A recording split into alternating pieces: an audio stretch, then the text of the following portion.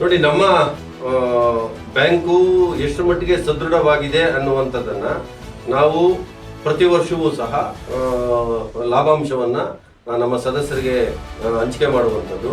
ಅದರ ಜೊತೆಯಲ್ಲಿ ಸುಮಾರು 70ರಿಂದ 80 ಕೋಟಿಗೂ ಅಧಿಕವಾಗಿರ್ತಕ್ಕಂಥ ಅಸೆಟ್ ಅನ್ನ ನಮ್ಮ ಬ್ಯಾಂಕ್ ಹೊಂದಿರತಕ್ಕಂಥದ್ದು.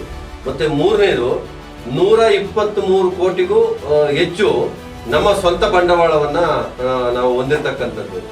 ಮತ್ತೆ ನಾಲ್ಕನೇ ವಿಷಯ, ಸುಮಾರು 358 ಕೋಟಿಗೂ ಹೆಚ್ಚು ನಾವು ಗೌರ್ಮೆಂಟ್ ಸೆಕ್ಯೂರಿಟೀಸ್ ಅಲ್ಲಿ ನಮ್ಮ ಹಣವನ್ನ ನಾವು ಡೆಪಾಸಿಟ್ ಮಾಡಿರ್ತಕ್ಕಂಥದ್ದು. ಬೇರೆ ಬೇರೆ ರೀತಿಯ ಗೌರ್ಮೆಂಟ್ ಸೆಕ್ಯೂರಿಟೀಸ್, ಅದು ರಾಜ್ಯ ಸರ್ಕಾರದ ಇರ್ಬೋದು ಮತ್ತೆ ಕೇಂದ್ರ ಸರ್ಕಾರದ ಇರ್ಬೋದು, ಇಲ್ಲಿ ನಾವು ಅದನ್ನ ಇನ್ವೆಸ್ಟ್ಮೆಂಟ್ ಮಾಡಿರ್ತಕ್ಕಂಥದ್ದು. ಹಾಗಾಗಿ ಈ 4 ಮಾನದಂಡಗಳಲ್ಲಿ ನಾವು ನಮ್ಮ ಹಣವನ್ನ ಅಲ್ಲಿ ವಿನಿಯೋಗ ಮಾಡಿರೋದ್ರಿಂದ ನಮ್ಮ ಬ್ಯಾಂಕು ತುಂಬಾ ಸದೃಢವಾಗಿದೆ.